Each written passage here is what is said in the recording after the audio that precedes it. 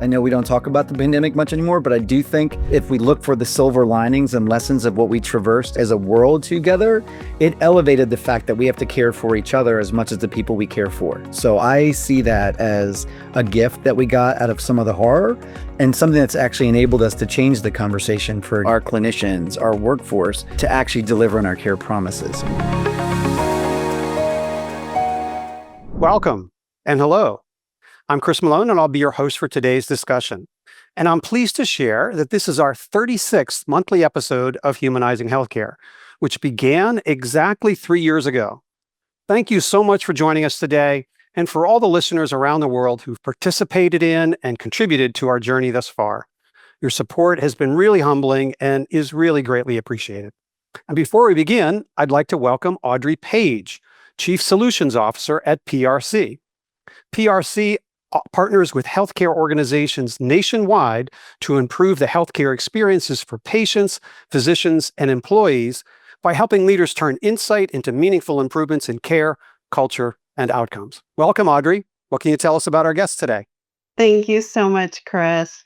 Jason Wolf is president and CEO of the Beryl Institute, a global community dedicated to improving the human experience in healthcare. He is widely recognized as one of the leading voices in patient experience, workforce engagement, and culture transformation, helping healthcare organizations around the world rethink how care is delivered and experienced. Through his leadership, the Beryl Institute has become a trusted source of research, education, and collaboration for hospitals, health systems, and care leaders committed to advancing compassionate, person-centered care. Jason is an author, researcher, and frequent keynote speaker whose work emphasizes that experience is not a department or score, but rather the sum of every interaction that shapes trust, healing, and relationships. He has helped elevate the connection between patient experience, caregiver well-being, and organizational performance, making the case that human-centered care is both a moral imperative and a strategic necessity. We are delighted to welcome you, Jason, to Humanizing Healthcare. Thanks so much, Audrey. Appreciate that. And I always laugh. I really feel like my mom writes those introductions, Chris. I don't know. So thanks for reading whatever my mom sent you, Audrey.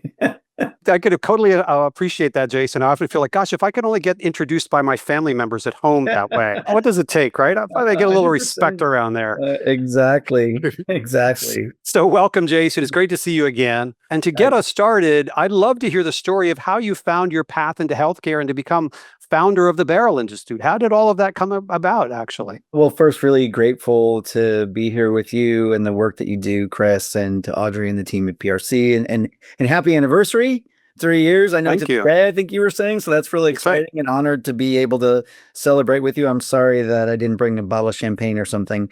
But, I think this journey for all of us is really one of both passion and purpose. I mean, I think the reality is sometimes for most of us that find ourselves in this work, I don't think we ever said, well, I'm going to get into healthcare experience for my career. We found it through multiple paths. I'm a diplomat and a foreign service guy by training, international relations, and, I think aspirations of being an ambassador, and somehow found myself instead studying service and org culture and the impact that had on outcomes, and sort of taking this mix of the diplomatic skills with the outcomes-based mindset. And in that journey, found my way into healthcare. And, I almost didn't realize why healthcare called to me until I reflected on why I landed there in the first place. And it was interesting. I realized I wasn't in the mood to help organizations build better widgets or be more efficient at what they sold to the market. My commitment was what we could do to impact the world, to impact the way we live as human beings. And when I found healthcare, I realized you could bring all those skills together. And in fact, I realized I think there was actually more diplomacy needed in healthcare as an overall industry than probably even in the world sometimes. So that ability to bring all of that together was really important. And as I lived within healthcare organizations, and particularly the large healthcare organization I was in, one of the things I kept realizing is we could figure out what drove outcomes, and we knew they were the fundamental things. I researched it. I did major studies on it. And the one thing that I was struggling with having occur within healthcare organizations directly was the fact that we would come together and talk about these things in a way that we were vulnerable, in a way that we were willing to share ideas versus beat the other person across town or even in our same market. And for so long, we were driven by the zip code maps in our healthcare organizations and volume, that the ability for us to learn and elevate the conversation for our communities was something that I felt was lacking. And so really the inspiration jumping off point for me in the establishment of the Institute was to create a space that was safe, neutral, and enabled that level of vulnerability where people were willing to share ideas, were looking for ideas from others, and were okay knowing that the person down the street might be learning from you how to be better. And that underneath all of that, we would compete on this idea that it wasn't the ideas. I don't think any of us would argue that the core concepts in this idea of humanizing healthcare, like you speak to, or human experience, are things that are rocket science or secrets that someone doesn't know. Really, the idea is how we take those in a way and then execute on them effectively. And that was really the premise of the Beryl Institute. And so it was an idea that maybe if we created a space, like sort of the field of dreams of sorts, right, that people would show up and have those conversations. And I really didn't know. And, in 2010, I let my organization know I was going to go give this a whirl. I walked out the door with the hope that maybe people would show up. And here we are now 16 years later, 85,000 people engaged in any given year, members from 85 countries in all shapes and sizes, patients and family members, people who bring solutions to the market, such as yourself, folks on the front lines of care, physicians and nurses, champions for experience across their organizations who are willing to come together on a common purpose, that if we can share ideas and work together, we can truly transform the human experience in healthcare. So in many ways, I feel like the luckiest guy in the world. I just mowed the field and said, hey, come hang out. And people just continually have come, and the generosity of even some of the folks and the names I see here in attendance with us today have been part of that ability to elevate this discussion in ways that I think has been transformational for healthcare around the world. And you're very, very modest as well, because we are also thankful that you did take that journey. For anyone who has had the opportunity to attend one of your Beryl Elevate events, the community that you have created and the fellowship that people look forward to re-engaging with is really special. And so we're really thankful that you did this, and it is remarkable, the community around the world you've built. I'm really appreciative of that, Chris. Thanks. Over the past decade, you've helped to shape the modern patient experience movement with the Beryl Institute. I'm wondering, from your perspective, how has the definition of experience evolved over that time? And to your, to what extent do you think it needs to evolve further, perhaps? The aha for me in watching it from the inside, trying to enact experience and address this, even before, and specifically in the United States, the CAHPS evolution, when we were still in satisfaction and all these things, we didn't really have a common ground of what we meant by it. Right. And experience can be a very broad topic. It can be very hard to get your hands around because it's not something very tactile, like measuring kind of core measures or safety metrics in healthcare institutions. It's really the perceptions of people. Right. And so when we established the Institute, we realized we had an opportunity to help frame, in essence, a field of practice, right? Building the community like we just talked about, creating a body of knowledge that was meaningful, thinking about how you certified people and identified professionals, building an evidence base, through the journal. We'll talk maybe more about that later.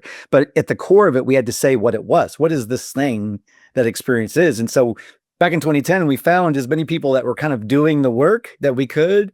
And literally on phone call, this was before even Zoom meetings, on phone calls, we're throwing words together and mind mapping what this could be. And at the time, in the summer of 2010, we defined experience, which we still carry with us today, as the sum of all interactions shaped by an organization's culture that influence patient perceptions across the continuum of care.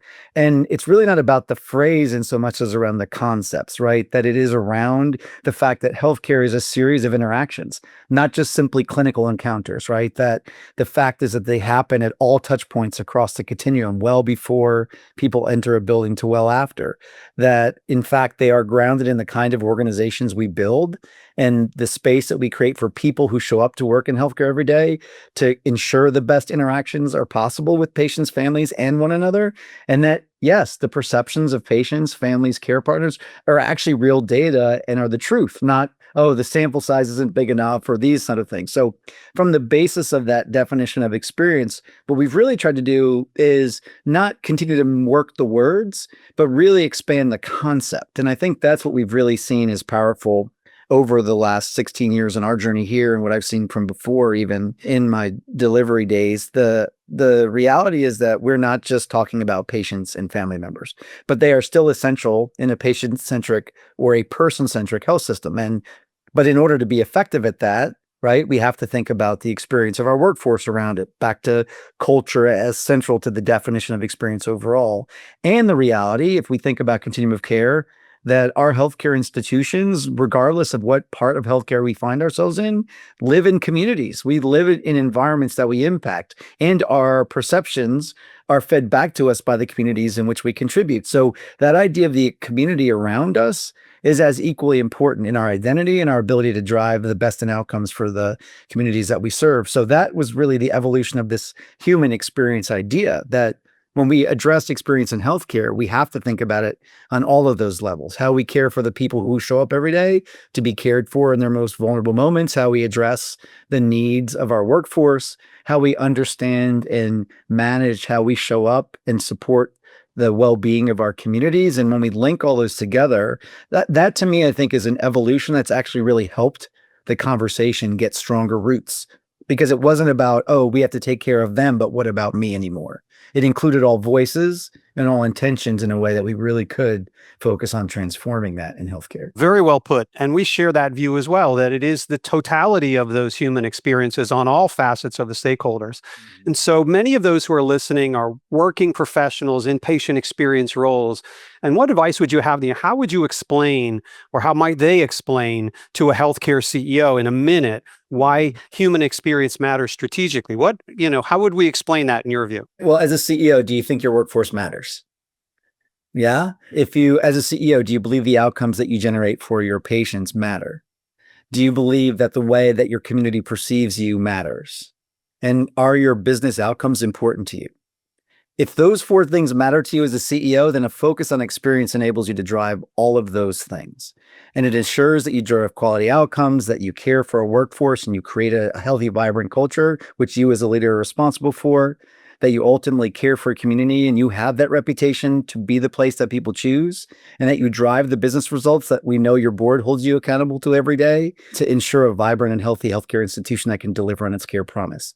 And commitment and focus on experience will deliver that for you.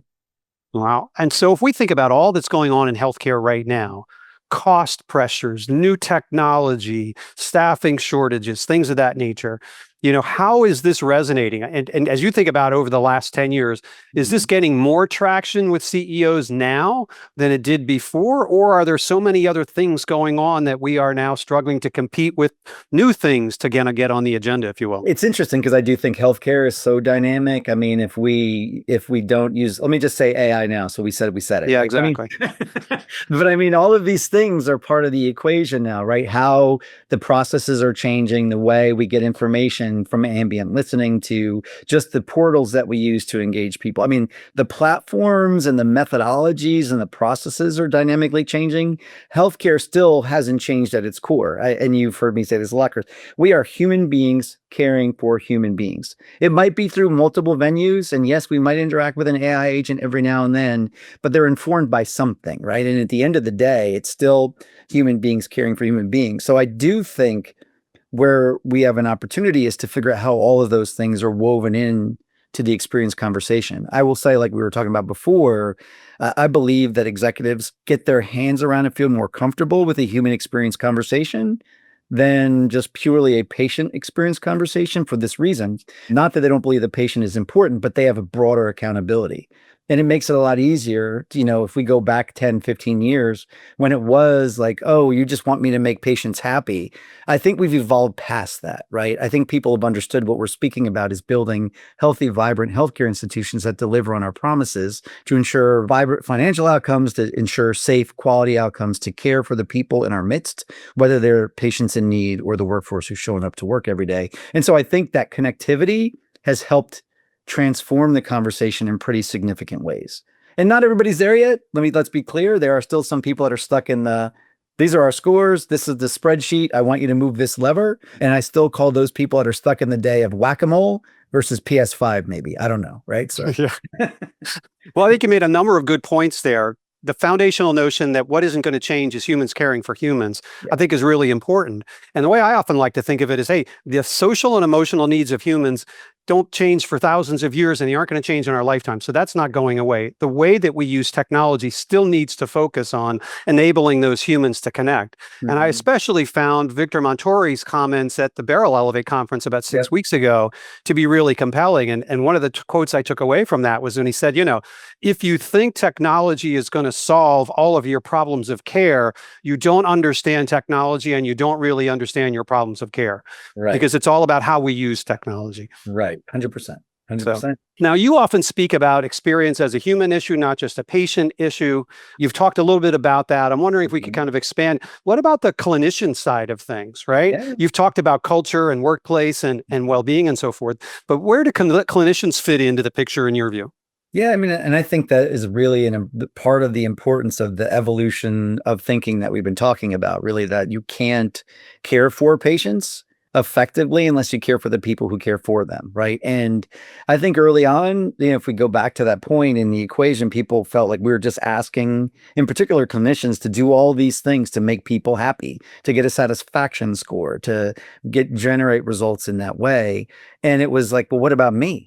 I'm human too. I have needs. I have challenges. I need to feel cared for. And so I really do believe that when we think about this idea of experience, it's important that we speak to that idea of the broader workforce, of our clinical teams, of our providers, of the folks who show up to clean, cook, and carry trays. I mean, all of those people show up with the same human needs. And so what I've found is when we can have that kind of conversation in an organization around the fact that you matter first in order for us to be able to deliver on the care that matters, it changes the way people think about it. Because when we look at our consumer data, when we look at what people want out of healthcare, they tell us first and foremost, it's not all the shiny things or all the things that make us beautiful amenities or anything like that. They want to be first and foremost, again and again, year after year, listened to and communicated to ways and they can understand, and to be treated with some level of dignity and respect. That is the same things that our workforce asks for. And when we can do that effectively from a leadership standpoint and then build cultures that deliver on that promise, we actually are ensuring that the people that exactly you're speaking to, our clinicians, our workforce, feel the level of care needed to actually deliver on our care promises. And, I think you've spoken to this a lot for many years, similar to me. I think it's why culture was at the heart of the definition in 2010. I think it did take us. I know we don't talk about the pandemic much anymore, but I do think if we look for the silver linings and lessons of what we traversed as a world together, it elevated the fact that we have to care for each other as much as the people we care for. And that is an important takeaway that I think finally resonated in ways that was meaningful for people. So I see that as a gift that we got out of some of the horror and something that's actually enabled us to change the conversation for exactly the very people that you're asking about too, Chris. A great way to explain it. And I wonder if it has ever occurred to you, or have you had any dealings with medical schools?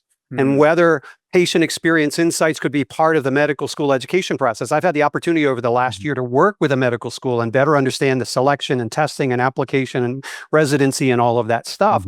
And it's occurred to me now, it's really obviously and necessarily focused on the clinical part, and there's some part on the patient bedside manner and so forth, but not nearly what we now know about patient experience. What are your thoughts on that? Is there an opportunity there? 100%. And definitely a focal point for me, and I think the organization in our community, is how we inject this conversation into education in general, how we educate our future docs, how we support our nurses, how we ensure that our future healthcare administrators understand this not as simply a metric, but as a strategy and a strategic imperative. So I would love to see this injected in some way into all healthcare learning and not in different ways. What my vision, my hope, and what we're working towards is ensuring that in all of those environments, they're learning the same ideas so that when they end up in whatever health system they might be practicing in or leading, they're speaking the same language. So when I walk in there as a new physician, all excited to go and believe in caring for people and meet that new young COO who's responsible for it with the director of nursing for our ED, and we all learn the same principles, we're starting off at a place that's different than we could have before. So I think we have a responsibility. I so appreciate what you're doing in some of the institutions you are, Chris, but I think we have a much bigger opportunity to create a level setting and a contextual conversation across academic venues to have people come into the work with that lens. Back to the old data. Yeah, when we teach people in medical school, we teach the empathy out of them over the years, right? I don't think that's necessarily true. I think we build it, we bury it, right? And if we could create a way to at least keep pulling that sediment back, because people chose medicine, they chose nursing, they chose leading healthcare institutions for something more than just look like a good job to do. No offense to our friends that are lawyers or working on Wall Street. That's, that they went that way, but people chose healthcare because they wanted to connect to people or do something for people's lives. And the more we can do to elevate that distinction across all those educational settings and enable people to bring that into the workplace as champions, actually transforms the way organizations could operate overall. And so that's my hope. So yes, we should be doing that. I totally agree, because now we're kind of simply trying to add that knowledge to what they've been trained in after they're already in the organization. And the challenge, so this is such an important point, and I hope people can take this away. What happens is then it feels like experience is a thing we do. And if experience is something we ask our docs to do or our nurses to do or somebody else to do, then it becomes something that's easy to say, I don't have time, or I can't do it because you want me to do these other things. Really, what we're asking people to think about is how you show up for other people, the way you want to be, the culture, right, of an organization, but how we want to be as healthcare institution X, Y, or Z in delivering the kind of experience we want for people. So it changes the conversation from a doing, a task, and then therefore something you could say no to a way of being that you're proud to show up every day in your own existence to be able to show up and perform in that way. And I think part of the insight and motivation can be that this is really in their interest as well. Yeah. The data we're seeing is that physicians report that they have really strong relationships with their patients versus those that have weak relationships have 30% better well-being. You have 50% better job engagement. And so it's one of those things that we may not realize how impactful it is on our well-being, but it really plays an important role. So thanks for confirming. There is a loop there. Yeah, it is a self-fulfilling positive loop, if you want to say. Right? Exactly. So we talked a lot about culture. What, in your view, are some of the practical signs that an organization is truly becoming human-centered? You've worked with many of them, seen the trends over the last years. What do you observe is really are good indications of a human-centered culture? It's going to seem hard to measure when I share this, but it is creating the space for people to lead in any moment. And I hadn't thought about this answer, even though we've been talking about the question till this very moment. Yeah. And the more I think about it is really why culture, again, is at the heart of that discussion. It's not the checklists, it's not the practices or the training that we necessarily give people. That's the scaffolding around it, but it's creating environments where people can lead in every moment, that we give a space for a food service worker to hear that it's someone's birthday and find a solution to make them feel heard or loved in that moment. It's an opportunity for someone walking down the hall to stop, even though they're supposed to be somewhere else, and care for someone that looks either lost or confused, or answer the question of someone in distress. And when we create the environment where people feel as if they can act in the moment with a level of agility and concern to show compassion and also intent, then I think we've created an environment that isn't boxes and lines. And I think so often in healthcare, to survive the chaotic system that we built, we've had to structure it really rigorously and tight, right? We've got boxes that do certain things, that pass things to other boxes that do certain things. And so because of both that rigidity and structure, we've also created gaps and spaces, and we've lost in some ways that agility. the organizations that get a human-centered approach right soften those edges just enough that people can act in a way that doesn't keep them just in their box. And it actually then eases transition. It creates connection. It improves flow and communication and ultimately outcomes. And so it's the subtle thing, but I love to watch for organizations where people, it's not just that I'm happy to work here. That's great, yes, but that people feel like they can lead in their moment in a way that's meaningful to the outcomes that the overall organization is trying to achieve. Yeah, that's a great analogy. And it reminds me that, as much as there need to be systems and processes and standards and all of that, that we can't forget that humans are not widgets in a factory to be manufactured. We are, as a species, a social species, this is about relationships and communities. And we need to make sure those systems, policies, and processes are enabling those things rather than interfering with those things. 100%. Cool. What is the role? You've mentioned this a little bit in passing, but in your view, given the cultures that we are aspiring to, what is the role of surveys and scores and metrics and all of that? Where should they fit in? How do we get them in the right, priority relative to all the other things we've been talking about? Let me say what I don't think it should be first. It shouldn't be a stick.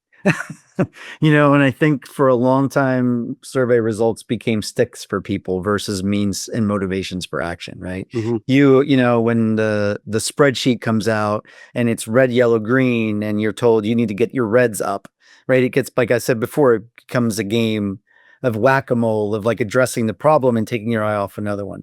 I think that data is incredibly important. I'm a researcher too. I love data. It's how we use it that matters. And right, data tells us stories. But let me say this, stories are also data. And so our ability to collect both is really important. So I think the role of surveys and metrics is, again, a means for us to triangulate what's happening in our organizations. And, I always say, you've heard me say this before, as much as I'm a researcher and I love sample sizes, the real sample size and experience still is the N of one, right? That one person in front of you in any moment. But when we gather data, we can begin to see patterns. We can understand where there's opportunities. And if we're willing to see the use of data as a chance to improve and to take action, that's where its real value is. So domain chasing in the United States around CAHPS is a problem, I think, because it's not necessarily about generally lifting the tide for our organization. It's about making responsiveness better, right? And when you do that and you throw all your resources there, you forget about the other one over here, and you're on this kind of swivel all the time. So I do think the opportunity that we have with surveys and data is to use it in a way that it captures what we want to know in a way that's meaningful, that it also allows people to tell us what they want to tell us. And that as a result of that, we use it in a way to take action, and we close that loop back to people. I was visiting a hospital in the UK. It's been a while ago, and I was on one of my rounds with them, and we were in a unit, and I saw this family member standing in the hallway looking at a board. It just looked like construction paper with bubbles on it. And you know what it was? It was this board that said, "You said, we did." And it was a patient comment and a responded in action. Patient comment and responded action. Patient comment. And right, that family member, this wasn't their family member's comment because they didn't get the survey yet. It was someone else's family member. But standing there in that moment, I could see a level of confidence and comfort because the data was action, the data was living, and it meant something in terms of what was going to happen as a result. I am sure those family members filled out their survey when they got it. And I'm sure that the data and the stories that they shared were used to do something else. So that to me is the most critical thing we can be doing. And our organizations, great organizations like PRC here that gather data are really, I believe, being champions for it beyond numbers to something that can be meaningful and leading in transforming change in healthcare. You cited a really great example, and it reminds me of something that I think is a great opportunity for anybody working in patient experience, and that is we need to tell patients when we change things in response to their feedback. Mm-hmm. Back when I was doing customer experience feedback in a company outside of healthcare, we had the insight to, hey, here are all the things you told us about over the last 6 months, and here are the things that we changed. Just by telling people that alone jumped their satisfaction scores by 10 points, simply by communicating that. We can't assume that the patient knows that it was changed if they haven't come in contact with that. So that's a really, really great insight. And it comes back to that first point on the consumer research that we consistently do year after year. Listen to me. I mean, people want to know, right? You can't just say you did. You got to show them. And I think when people feel listened to, either in their clinical encounter or as a result of the feedback they give, it does create a really positive, reaffirming environment that enables all sorts of outcomes to be achieved. Absolutely. So looking ahead 5 years, Mm-hmm. given what you've seen over the last 15, 16, what do you think is going to define the most admired healthcare organizations from an experience perspective? Any thoughts on that, where we're headed? I think places that can really are willing, let me say it this way, are willing to wear their humanity on their sleeves, right? First and foremost, our priority in healthcare is to create the best in clinical safe outcomes for everyone that we care for. One, first and foremost. But I would say that that is the ultimate in experience outcomes, right? I don't think patients and family members distinguish quality safety outcomes from the experience they have in our healthcare institutions. So what I would say with that statement is that organizations that understand how important it is to integrate those into an overall experience strategy are the ones that will win. If we're continually separating a commitment to safety or quality, a commitment to experience as just service, and we don't think about what we do from the lens of the people who live in our institutions every day or show up to get care from us every day, then we are still operationalizing healthcare for us, the people that show up to work every day, the people that need to meet the numbers, right? We should, and I believe those institutions that we most admired are inverting that entire equation, that we are integrating our solutions in a way that we understand what it is people expect from us. They're getting the highest quality, most safe outcomes in a way that they feel listened to and respected. And all of that to them is their experience. We set it up well before they ever come in. They want to choose us. And the way that we follow up and the stories that they tell reflect their journey through the clinical part of their healthcare encounter. And those are the places that will stand out, that can tell those kind of stories around how we aren't the best in quality, or we've been acknowledged by this one metric, but not that one. And so I would love us to be able to show collectively what those true organizations are that understand experience at that totality, right? At the level of human experience. And we can show even now, Chris, like we talked about, the outcomes that delivers. Those are going to be the places that ultimately change healthcare, that will lead the way in the next decade. And I'm looking forward to seeing how they continue to transform healthcare. So I'd like to open the floor now to take questions from those listening. We have one from Matapaf that I'll jump right into. He says, the challenge of assimilation. Many cultures outside developed nations or the West are established in unconditional human interrelationship. They manifest the very essence of human healthcare. Would you say this unconditional being of self is lost when one is employed to assimilate and change into a society that needs the very thing it's losing? Should we encourage and support these qualities and amplify the spirit that it takes a village to raise a child? I think that's a great way to put it, to invoke that phrase. It takes a village to raise a child. It takes a village to care for one another too, doesn't it? Yeah, 100%. I mean, I love to use the term, probably, there's a few words I overuse a lot. One is tapestry. I believe experience is about weaving together the distinct pieces of the puzzle in a way that doesn't require people to assimilate, but to be themselves in the total equation, right? It comes back to your last question. Organizations that do human experience right will afford the space and support the space for people to show up as themselves in ways that's meaningful, right? And that's the distinction. This is not scripting people for everybody say the same thing. This is not follow the same protocol. I wouldn't say there's one ideal structure for people to structure their experience efforts in their organization, because we all care for different demographics. And as you know, I have the privilege to stand usually on 5 continents a year and see how people do this in different parts of the world.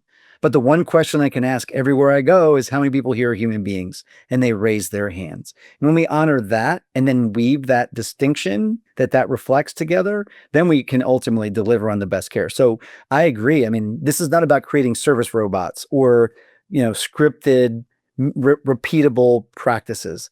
There are times for that, but there are also the reality that you can only ensure that people are caring for human beings as human beings if they can also show up as their authentic selves.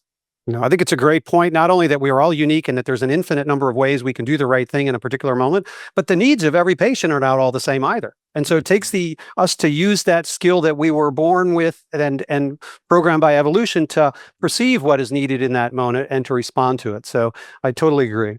Here's another question from an anonymous attendee. Jason, I agree that culture is at the heart of humanizing healthcare, but I'm interested in the strategy behind it, especially for support services, for areas like food, nutrition, environmental services, maintenance, transport, and facilities.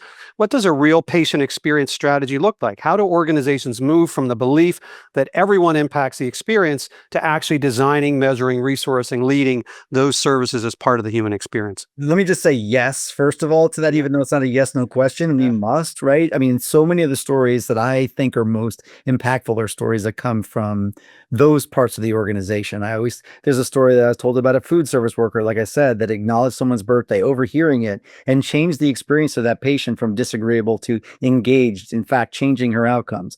I think what it is around tying the line from everyone's individual responsibility, regardless of their title or role, to what it does to impact the outcomes the organization is trying to achieve. So this whole thing, I think so often around people are like, oh, I'm not patient facing, or I don't interact with people on a regular basis, or I'm not a clinician, so to impact the experience is really a flawed philosophy, right?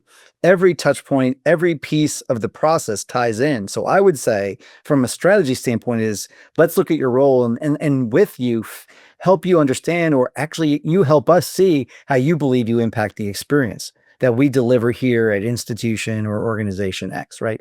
And so it really is around making sure that in any strategy you build, one, the organization says what it's trying to achieve. Two, you understand the shared outcomes you're ultimately driving towards. And three, you align every individual's role in a way that clarifies their understanding of how they can actually impact that. I tell a story often about my wife whose experience with an institution that was the highest quality, most amazing inside experience in the world. I mean, just off the charts. But a few weeks later, got a call about a copay that they thought they didn't get. And the billing person on the phone, threatening to take her to collections over a copay that she actually had the receipt for in her hand.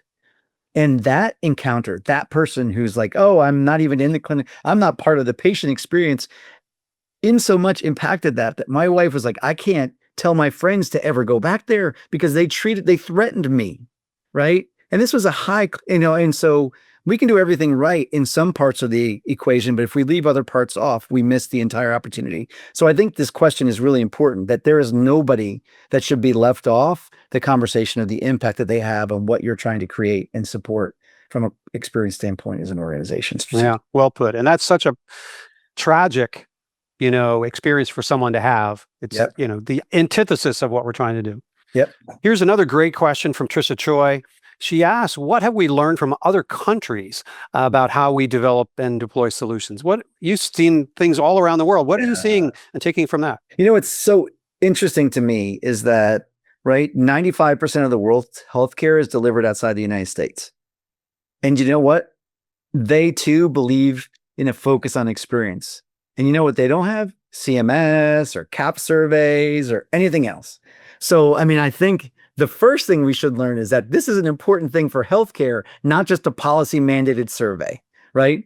And then what I think we find, even with cultural variations, that there are common things that matter to people in healthcare, whether they're delivering it or they're coming to receive care every day. We're in the process right now of reviewing data on a global experience measure set where we've gathered data from every continent, from the voices of patients, to ask them the things that really matter to them, not just how their care was, but what really matters. And what we're finding anecdotally so far is that things that people want as human beings in healthcare are not vastly different. But what we're learning from other countries is that the level of humanity and culture that comes to bear, the way that people bring their cultures into healthcare around caring for families, understanding the humanity in healthcare, is not something that's been dictated by policy, but by desire and intention and purpose. And I think that is a huge opportunity for us, I think, in the United States, that we break this. We're driven because they say we're supposed to, or the policy requires us, or the survey results get us reimbursement, to a purpose-driven intent again. Trisha, we could spend a whole nother webinar on all the various things that I've seen, but that is a macro brush there that kind of gets to the point that this is important in places where they're not being asked to do it, They just know it's the right thing to do. We do like to close each episode with this question, and that is, do you have a favorite quote you can share with us? And if so, why is it your favorite quote? I love quotes, so I'm just a quote geek, and I probably have like 5 to 10 in any one of my presentations at any time. But the one that's been most prescient, like the one that's been sitting with me most lately, is actually a quote from Anne Frank. And she said how wonderful it is that nobody need wait a single moment before starting to improve the world. And to me, in many ways, that is the foundational principle of experience. There's not like you have to wait to be told what to do. You have to wait for the policy to be enacted or some plan to be written. Tomorrow, in 5 minutes, when we're off this webinar, you can show up in front of that next patient or family member. You can show up next to your peer and do something that will change their experience. You can do something that will change the world. And every single one of those actions is a drop, is a ripple, is a change that can truly transform the next action because someone saw you do it or it impacted the life of somebody in some way. So ultimately, don't wait. Now is the moment to do this. Brilliant ending to a great discussion. Jason, thank you so much for sharing your wisdom and insight with us today. We're so grateful for the perspective you shared. To our listeners, thank you for joining us as well. Thank you all for being a part of our community. Have a great rest of your day. Take care. Happy anniversary. Thank you.